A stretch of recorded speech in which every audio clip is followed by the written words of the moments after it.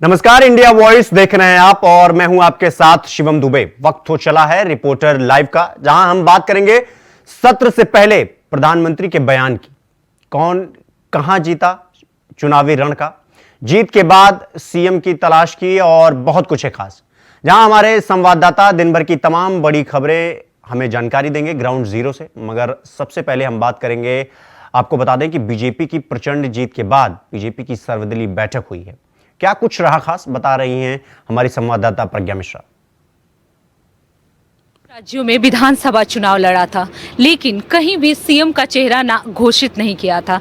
अब 3 राज्यों में बम्पर जीत के बाद बीजेपी ने का अगला प्लान सीएम का चेहरा बनाना है, जिसको लेकर तीनों राज्यों में पर्यवेक्षक भेजे जाएंगे। 5 राज्यों में विधानसभा चुनाव में 4 के परिणाम आने के बाद रविवार को ही बीजेपी पार्लियामेंट्री बोर्ड की बैठक हुई।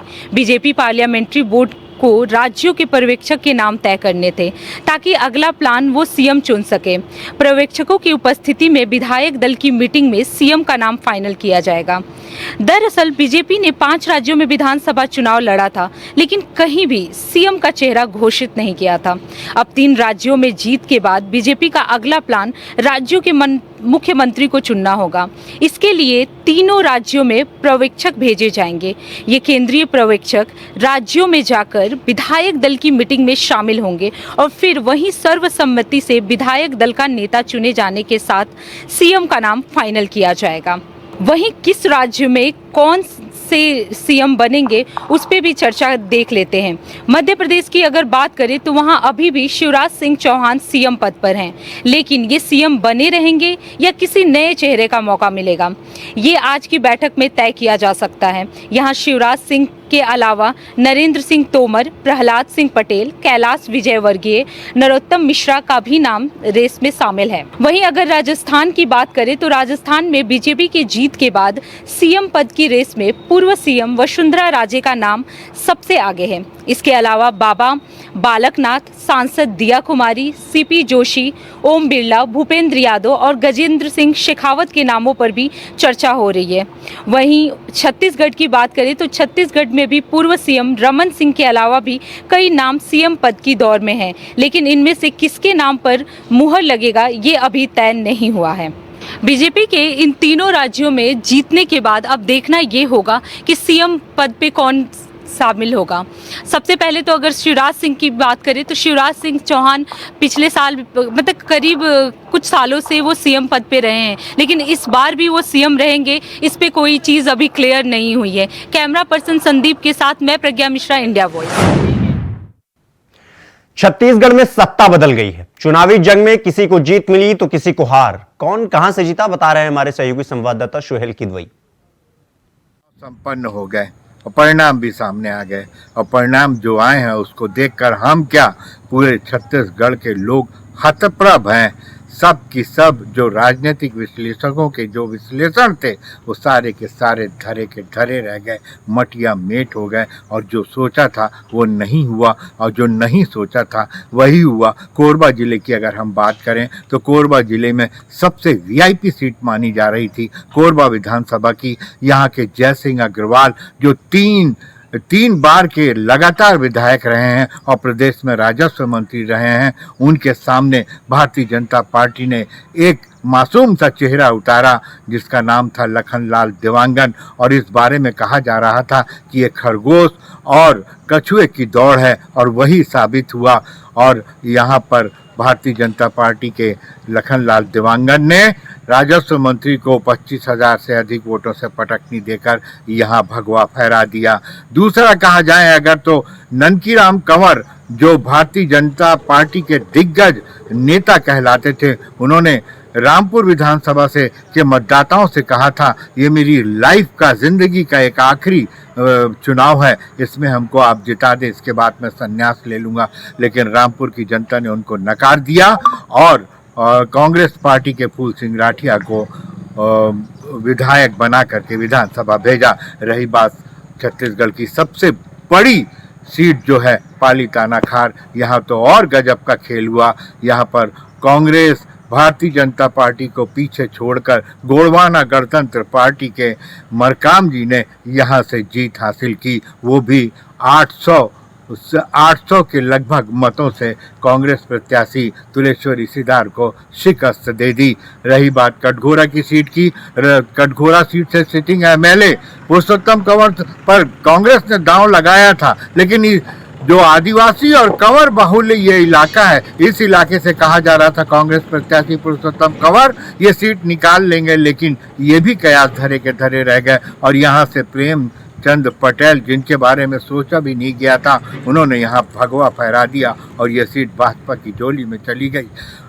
इस बारे में जब राजनीतिक पंडितों से चर्चा की गई तो उन्होंने एक ही बात कही कि कार्यकर्ताओं ने कांग्रेस पार्टी का साथ नहीं दिया, सारा ठीकरा कांग्रेस पार्टी के कार्यकर्ताओं पर फोड़ दिया। अगर यही बात है तो मुझे उस गाने की 4 लाइन याद आती हैं कि मुझे तो अपनों ने लूटा, गैरों में कहाँ दम था, मेरी किश्ती तो वहां डूबी जहां पानी कम था। कोरबा से इंडिया वॉइस के लिए कैमरामैन आशीष के साथ मैं सुहेल कितवई। रुक करेंगे अगली खबर की। आपको बता दें कि उत्तराखंड में सीएम धामी की अध्यक्षता में कैबिनेट बैठक हुई है। ज्यादा जानकारी दे रहे हैं हमारे सहयोगी संवाददाता अभय केंतुरा। सरकार की आज सचिवालय में हुई कैबिनेट बैठक में कई अहम निर्णय लिए गए। लगभग 14 बिंदुओं पर इस कैबिनेट बैठक ने अपनी मोहर यहाँ पर लगाई है, जिसमें सबसे बड़ा निर्णय ये कहा जा सकता है कि अभी तक जो रजिस्ट्री होती थी, भूमि के जो अभिलेखों में प्रबंधन होता था, अब उसको ऑनलाइन यानी वर्चुअली माध्यम से भी करने का निर्णय यहाँ पर लिया गया है। इसके अलावा विद्यालयों में जो शिक्षकों के जो रिक्त पद थे उनको गेस्ट टीचर के विकल्प के भांति यानी उन्हें प्रति पीरियड के हिसाब से मानदेय के रूप में रद्द करने का काम किया गया। वहां पर शिक्षक रखे जा सकते हैं, जिसमें सहायक अध्यापक के अलावा एलसी रूप से प्रवक्ता के जो पद है उनको भी प्रति पीरियड का निर्धारण किया जाएगा। धामी सरकार की इस कैबिनेट बैठक में और भी कई निर्णय लिए गए जो पहाड़ों के लिए काफी जरूरी थे। उसमें सबसे बड़ा निर्णय ये कह सकते हैं कि पहाड़ों पर अब हेलीपैड बनाना सबसे आसान निर्णय यहाँ पर हो जाएगा। अगर व्यक्ति स्वयं हेलीपैड बनाता है तो उसको 50% की सब्सिडी सरकार की तरफ से दी जाएगी। इसके अलावा जो दूसरे व्यक्ति बनाएंगे उनके लिए भी भूमि हो यूकाडा को दे सकते हैं। भूमि यूकाडा को देने के बाद यूकाडा वहां पर हेलीपैड बनाएगी। धामी सरकार की तरफ से पहाड़ों के विकास के लिए लगातार ऐसे निर्णय यहाँ पर लिए जा रहे हैं जो आने वाले दिनों में विकास के लिए मील का पत्थर भी साबित होंगे, राज्य में विकास की रफ्तार बढ़ाने वाले भी साबित होंगे। कैमरामैन नसना के साथ अभय केंतुरा, इंडिया वॉइस, देहरादून। आम आदमी पार्टी के सांसद संजय सिंह की मुसीबतें बढ़ती जा रही हैं। खबर पर ज्यादा जानकारी दे रहे हैं हमारे सहयोगी संवाददाता अजय चौहान। राज्यपाल सांसद संजय सिंह की न्याय हिरासत 11 दिसंबर तक बढ़ा दी गई है। देखना यह होगा कि लगातार आम आदमी पार्टी के जो नेता हैं भ्रष्ट में यानी कि लैंड्री में फंसते नजर आए हैं। वहीं अगर बात करें विपक्ष भी लगातार इसको सवाल खड़े कर रहा है कि आखिरकार ईमानदार पार्टी के नेताओं पर इस तरह से आरोप लगा जा रहे हैं कि वो शराब नीति में काफी घोटालेबाज निकले हैं। तो देखना यह होगा कि सबूत के तौर पर जो संजय सिंह के जो वकील हैं वो कोई भी ऐसे प्रमाण अभी तक नहीं दे पा रहे हैं कि संजय सिंह की जमानत हो सके। लगातार संजय सिंह अपने ही बयानों में फंसते नजर आते हैं, क्योंकि वो लगातार कोर्ट में भी बीजेपी को घेर चलाते हैं और सीबीआई और ईडी पर सवाल खड़े करते हैं। आखिरकार ऐसा क्या तथ्य है कि अभी तक संजय सिंह को ही अपना पुख्ता सबूत नहीं दे पा रहे, और ईडी और सीबीआई ने जो सबूत दिए हैं कोर्ट को, उससे तो यही लगता है कि संजय सिंह की मुश्किल है लगातार बढ़ते नजर आएंगी। वहीं अगर बात करें आम आदमी पार्टी के पूर्व मुख्यमंत्री यानी कि जिससे मनीष सिसोदिया शिक्षा मंत्री थे, उन पर भी इसी तरह से आरोप लगाए गए ना, वो भी अभी जेल में है। तो लगातार जो केजरीवाल के जो मंत्री हैं, खसार सहयोगी हैं, वो कहीं ना मुश्किलों में बढ़ते नजर आए हैं। अब देखना ये होगा 11 दिसंबर के बाद क्या संजय सिंह को जमानत मिल पाएगी। दिल्ली से अजय चौहान, इंडिया वॉइस। इधर प्रयागराज में श्री कृष्ण जन्मभूमि विवाद मामले से जुड़ी बड़ी खबर सामने निकल कर आ रही है। क्या है पूरी खबर? खबर पर ज्यादा जानकारी दे रहे हैं हमारे सहयोगी संवाददाता शोएब रिजवी।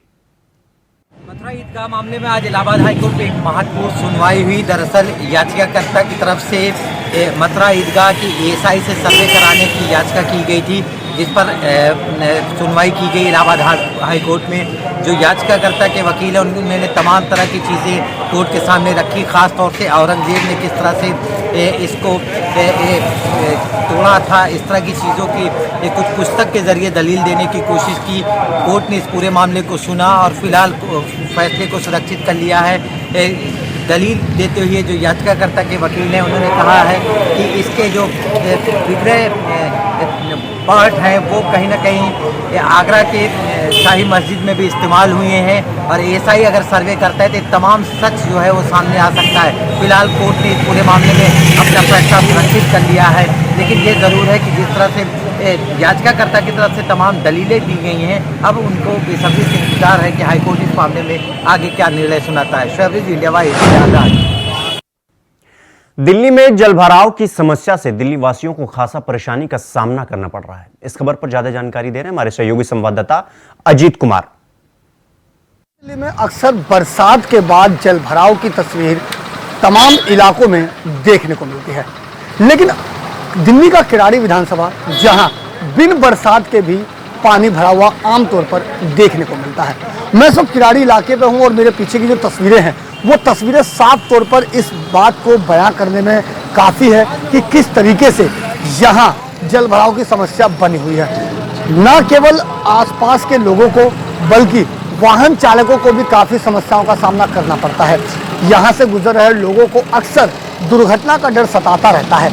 आपको बता दें, तस्वीरें आप दूर दूर तक देख सकते हैं किस तरीके से यहाँ पे वाहन चालक यहाँ से गुजर रहे हैं। तस्वीरें साफ तौर पर ये बयां करने को काफ़ी है कि कितना पानी भरा हुआ है और यहाँ के जो जनप्रतिनिधि हैं वो केवल मूक दर्शक बने हुए हैं और इस समस्या का समाधान नहीं निकाला जा रहा है। जब इस मुद्दे पर हमने स्थानीय लोगों से बातचीत की तो उन्होंने बताया कि ये समस्या लंबे समय से बनी हुई है, लेकिन इसका कोई समाधान नहीं निकाला जा रहा है। आप देख सकते हैं, और यही नहीं, ये जो पानी है ये नाले का पानी है जो लोगों के घरों से गंदा बदबूदार पानी सड़कों पे पूरी तरीके से लबालब भरा हुआ है। और जब यहाँ से घर के लोग जब बाहर किसी भी काम से निकलते हैं तो इसी जलभराव से इसी पानी में से होके गुजरना पड़ता है। उस पर तो रही है कि सामने मंदिर है और जब लोग मंदिर में भी दर्शन करने जाते हैं तो उन्हें इसी गंदे बदबूदार पानी से होकर के गुजरना पड़ता है। यहाँ के समस्या का आलम इसी तस्वीर से देख करके लगाया जा सकता है। फिलहाल यहाँ के स्थानीय लोग इस समस्या के समाधान के लिए लगातार गुहार लगा रहे हैं, लेकिन कोई भी समाधान होता हुआ नहीं दिखाई दे रहा है। आपको बता दें कि इतना ही नहीं, वहाँ पे सामने दूर आप देखेंगे तस्वीरों में तो तस्वीरों में पंप भी लगाया गया है, लेकिन वो पंप भी इस पानी को निकालने में नाकाफी साबित हो रहा है। नतीजतन पूरी सड़क जलभराव से भरी हुई है और लोगों को, यहाँ के लोगों को समस्याओं का समाधान करना पड़ रहा है। साफ कहा जा सकता है कि दिल्ली का किराड़ी इलाका जो तमाम समस्याओं से लबालब है, वहाँ जलभराव की एक बड़ी समस्या है और स्थानीय लोग अब इस समस्या के समाधान के लिए लगातार गुहार लगा रहे हैं, लेकिन फिलहाल अभी स्थानीय लोगों को इस समस्या का कोई भी समाधान होता नजर नहीं आ रहा है। ऐसे में जरूरी है कि शासन और प्रशासन इस ओर अपना ध्यान आकर्षित करे और स्थानीय लोगों की इस समस्या का समाधान निकाला जा सके। Ajit Kumar, India voice, Delhi. रुक करेंगे अगली खबर का। आपको बता दें कि उत्तराखंड में भाजपा के विधायक का वीडियो वायरल हो रहा है। इस खबर पर ज्यादा जानकारी दे रहे हैं हमारे सहयोगी संवाददाता अभय कैंतोरा। विधायक महंत दिलीप रावत का एक और वीडियो वायरल हुआ है। बीजेपी विधायक के लगातार वीडियो वायरल होने से भाजपा संगठन को भी चिंता होने लगी है, क्योंकि डैमेज कंट्रोल करने में पार्टी संगठन को काफी वक्त यहाँ पर लग रहा है। ऐसे में समझा जा सकता है कि जब कोई व्यक्ति जो सामाजिक क्षेत्र से जुड़ा हुआ होता है, उनका जब इस प्रकार से वीडियो वायरल होता है तो उनकी छवि पर बुरा असर होता है। लेकिन जिस प्रकार से महंत दिलीप रावत के वीडियो वायरल हो रहे हैं, उससे साफ तौर पर समझा जा सकता है कि उनकी जिस प्रकार की भूमिका क्षेत्र में है, उससे काफी लोग आक्रोशित नजर आ रहे हैं। देखना अब यही होगा कि पार्टी संगठन की तरफ से किस प्रकार से विधायक के खिलाफ यहाँ पर कार्रवाई की जाती है और अनुशासनात्मक कार्रवाई में क्या कुछ किया जाता है। लेकिन इतना जरूर कहा जा सकता है कि वायरल होते बीजेपी नेताओं के इन वीडियो ने भाजपा संगठन की चिंता जरूर बढ़ा दी है। कैमरामैन नथुनियाल साथ अभय कैंतुरा, इंडिया वॉइस, देहरादून। तेलंगाना में भारतीय वायुसेना का विमान दुर्घटनाग्रस्त हो गया। इस खबर पर ज्यादा जानकारी दे रहे हैं हमारे सहयोगी संवाददाता ज्योति निशा। डुल्डीगुल इलाके में एक एयरक्राफ्ट क्रैश हो गया जिसमें पायलट की मौत हो गई। आपको बता दें कि प्लेन में 2 पायलट सवार थे, जिसमें से एक ट्रेनी पायलट था और दूसरा मेन पायलट था, जिनकी मौके पर मौत हो गई और जिसके बाद जो प्लेन है वो धुआं करके जलकर खाक हो गया। वायुसेना के अधिकारियों ने बताया कि तेलंगाना के डुंडीगुल स्थित एयरफोर्स एकेडमी में सुबह के समय ट्रेनी विमान ने उड़ान भरी, जिसके बाद सुबह 8:55 पर ये विमान हादसे का शिकार हो गया।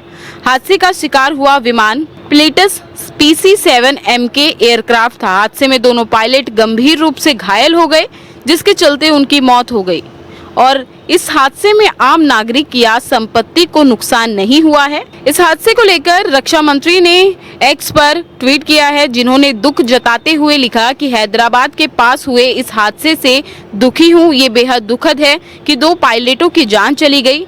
इस दुखद घड़ी में मेरी संवेदनाएं शोक परिवार के साथ है। आपको बता दें कि 8 महीने में ये तीसरी प्लेन की घटना है। इससे पहले भी मई और जून में 2 घटनाएं और हो चुकी हैं, जिसमें मई की घटना में 3 पायलट की मौके पर ही मौत हो गई थी। कैमरामैन संदीप के साथ मैं ज्योति निषाद, इंडिया वॉइस, दिल्ली। मेरठ में समाजवादी पार्टी के विधायक अतुल प्रधान का आमरण अनशन शुरू हो गया है। क्यों कर रहे हैं आमरण अनशन, बता रहे हैं हमारे सहयोगी संवाददाता शादिक खान। मेरठ कलेक्ट्रेट परिसर में सपा विधायक अतुल प्रधान ने आमरण अनशन किया शुरू। आपको बता दें कि प्राइवेट डॉक्टरों की मनमानी के चलते आज सपा विधायक अपने सैकड़ों कार्यकर्ताओं के साथ पहुंचकर कलेक्ट्रेट परिसर में आमरण अनशन पर बैठ गए हैं।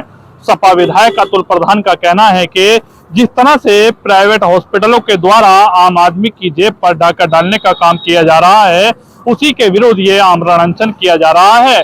साथ ही सपा विधायक अतुल प्रधान का कहना है कि जिले और फिर उसके बाद प्रदेश और देश भर में भी इस अनशन को चलाया जाएगा। अब देखना यह होगा कि अतुल प्रधान का यह आमरण अनशन कब तक चलता रहेगा। Sadiq Khan, India voice, Meerut. उधर शाहजहांपुर में टैक्स चोरी का बड़ा खेल खेला जा रहा है। क्या है पूरा खेल, खबर पर ज्यादा जानकारी दे रहे हमारे सहयोगी संवाददाता सैयद रिजवान। शाहजहांपुर में हरदोई से लाके रेलवे स्टेशन शाहजहांपुर के दिल्ली भेजाता गुटखा। जी हाँ, हम आपको बताते हैं, एक तरफ नियम का उल्लंघन तो दूसरी तरफ टैक्स चोरी। जिला शाहजहांपुर यूपी के यहाँ लगातार लगभग डेली 1 से 2 पिकअपें आती हैं, जो एक पिकअप में लगभग 50 से 80 बोरियां होती हैं और एक बोरी की यानी छल की कीमत 25 से 30 हज़ार होती है। और ये आज ही नहीं, लगभग डेली लगातार काम चल रहा है लंबे स्तर पे। अभी हाल ही में इनकम टैक्स का छापा पड़ा था, जो कि 10 जगह पड़ा था, उसकी कार्रवाई चल रही है और उसके बावजूद भी टैक्स चोरी का रुकने का नाम नहीं ले रहा है। ऐसा ही मामला जिला शाहजहांपुर को भी देखने को मिल रहा है, जो कि लगातार काफ़ी समय से चलता चला आ रहा है और नीचे से ऊपर तक सभी अधिकारियों को सूचना है, उसके बावजूद भी कोई कार्रवाई नहीं हो रही है। और डेली लगभग 100 से 150 बोरियाँ आती हैं और शाहजहांपुर आने के बाद दिल्ली बुक करा के भेजी जाती हैं। शाहजहांपुर से इंडिया वॉइस। शीतकालीन सत्र का आगाज हो चुका है, तो वहीं सत्र के शुरू होने से पहले प्रधानमंत्री मोदी ने बयान दिया है। क्या कुछ कहा प्रधानमंत्री मोदी ने, बता रही हमारी संवाददाता स्वीटी दीक्षित। संसद का शीतकालीन सत्र शुरू हुआ है और ऐसे में आपको बता दें कि इससे पहले प्रधानमंत्री मीडिया के सामने आए, उन्होंने अपना संबोधन दिया। संबोधन देते हुए उन्होंने विपक्ष पर जमकर हमला बोला। उन्होंने कहा है कि पराजय से आप निराश ना हो और पराजय का गुस्सा आप संसद के सत्र में ना निकालें। इसी के साथ पीएम मोदी ने कहा है कि जहाँ पे विपक्ष जितनी भूमिका निभाता है, सत्ता पक्ष भी उतनी भूमिका निभाता है, दोनों की भूमिका महत्वपूर्ण हो जाती है, एक बराबर हो जाती है। इसी के साथ उन्होंने धन्यवाद भी दिया जिस तरीके से बीजेपी की जीत दिलाई। बता दें कि आज से संसद का शीतकालीन सत्र शुरू हुआ है और इसी के साथ 11 बजे से जब इसकी शुरुआत हुई थी, लगातार नारे लग रहे थे कि तीसरी बार मोदी सरकार, इस तरीके के नारे से आगे बढ़ा गया और संसद का शीतकालीन सत्र नहीं चल पाया है। 11 बजे जब शुरू हुआ था तो ठीक 2 मिनट बाद संसद की कार्यवाही स्थगित हो गई थी 12 बजे तक और 12 बजे के बाद जब फिर से शुरू। गाजीपुर में मुख्तार अंसारी के खास गुर्गों पर पुलिस ने शिकंजा कस दिया है। खबर पर ज्यादा जानकारी दे रहे हैं हमारे सहयोगी संवाददाता सुशील तिवारी। गैंग के लीडर मुख्तार अंसारी के करीबियों में रियाज अंसारी समेत 3 के घर पर आज नोटिस चस्पा की गई। धारा 82 के तहत गाजीपुर जिले में की गई बड़ी कार्रवाई। गाजीपुर के एसपी ओमवीर सिंह ने बताया, मुख्तार अंसारी का खास गुर्गा रहा है बहादुरगंज का चेयरमैन। रियाज अहमद अंसारी के साथ उसके और भी जो करीबी थे उन पर भी पुलिस ने शिकंजा कसना शुरू कर दिया है और ये मामला है जाली अंक पत्र का, जो उसने अपनी पत्नी निकात परवीन के द्वारा बनवाया था, जो कि जाली अंक पत्र था। उस पर पुलिस ने आज शिकंजा कसा है और इसके साथ ही यह फरार चल रहा है। ने यह भी बताया कि जाली अंक पत्र के बाद यह अध्यापिका बनी थी। इसके साथ ही कासमाबाद में उस पर तहरीर भी। रुक करेंगे अगली खबर की। आपको बता दें कि जालौन में विद्युत उपकेंद्र में ग्रामीणों ने जमकर हंगामा किया है। खबर पर ज्यादा जानकारी दे रहे हैं हमारे संवाददाता विष्णु पांडे। आज ग्रामीणों ने एक विद्युत उपकेंद्र पर जमकर हंगामा काटा है। वहीं ग्रामीणों के हंगामा काटने की सूचना जैसे ही स्थानीय थाना पुलिस को लगी तो स्थानीय थाना पुलिस भारी पुलिस बल के साथ मौके पर पहुंची है और इस स्थित कंट्रोल में न होने पर सर्किल की 4 थानों की फोर्स को भी मौके पर तैनात किया गया है। वहीं प्राप्त जानकारी के मुताबिक मामला जालौन के कालपी कोतवाली क्षेत्र के ग्राम उधर मथुरा में अज्ञात बदमाशों का आतंक देखने को मिल रहा है। खबर पर ज्यादा जानकारी दे रहे हैं हमारे संवाददाता मोहम्मद फारूक।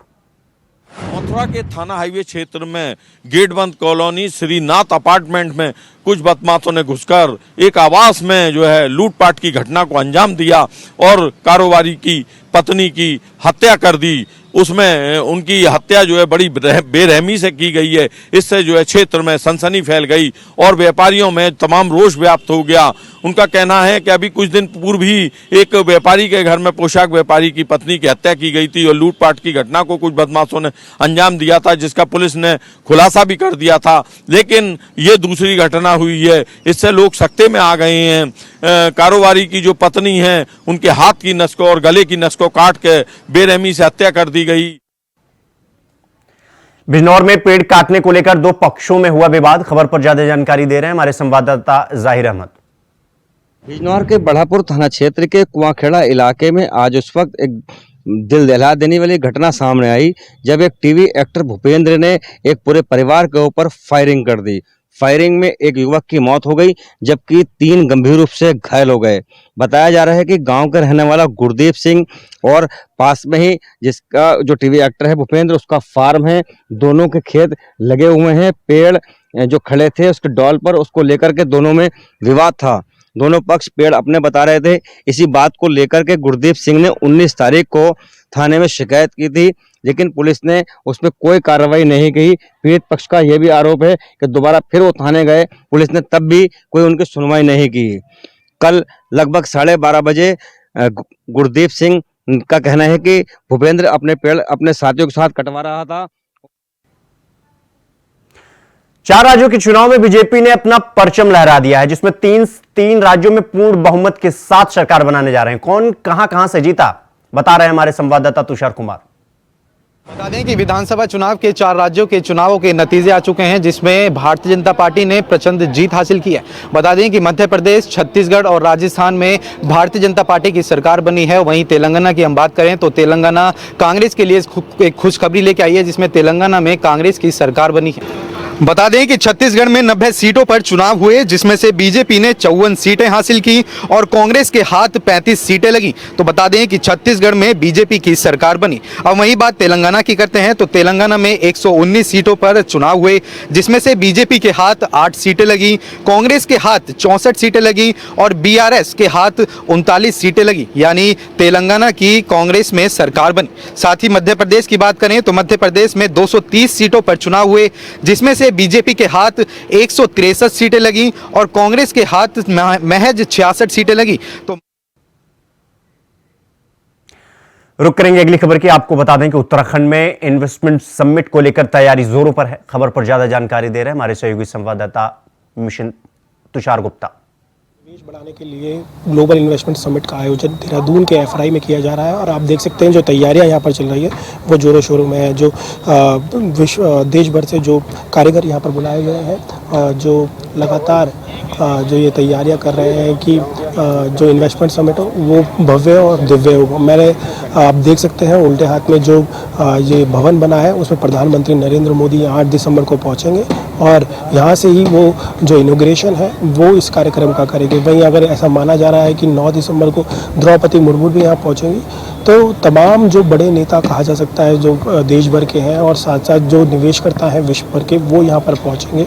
और आप देख सकते हैं कि जो तैयारियाँ हैं, चाहे वो बम्बू लगाने हो या फिर लाइट्स का काम हो, जो टेंट्स लगे वो हैं, तो तमाम चीज़ें यहाँ पर अभी फ़िलहाल जो जोरों शोरों में चल रही है। वहीं अगर बात की जाए तो तमाम जो वरिष्ठ नेता के साथ साथ जो अधिकारी हैं वो भी यहाँ के दौरे कर रहे हैं। बीते दिनों मुख्यमंत्री पुष्कर सिंह धामी ने भी यहाँ पर जो जायज़ा है वो लिया था। और अगर बात की जाए पूरे देहरादून की, तो देहरादून में भी जो ब्यूटिफिकेशन और साथ साथ जो सड़कों का निर्माण है वो लगातार जारी है। और जो अधिकारी हैं साथ साथ जो नेतृत्व कर रहे हैं मुख्यमंत्री पुष्कर सिंह धामी, वो अपनी नज़र बनाए हुए हैं। रिपोर्टर लाइव में फिलहाल अभी के लिए बस इतना ही। देश दुनिया की तमाम खबरों को देखने के लिए देखते रहिए इंडिया वॉइस। नमस्कार।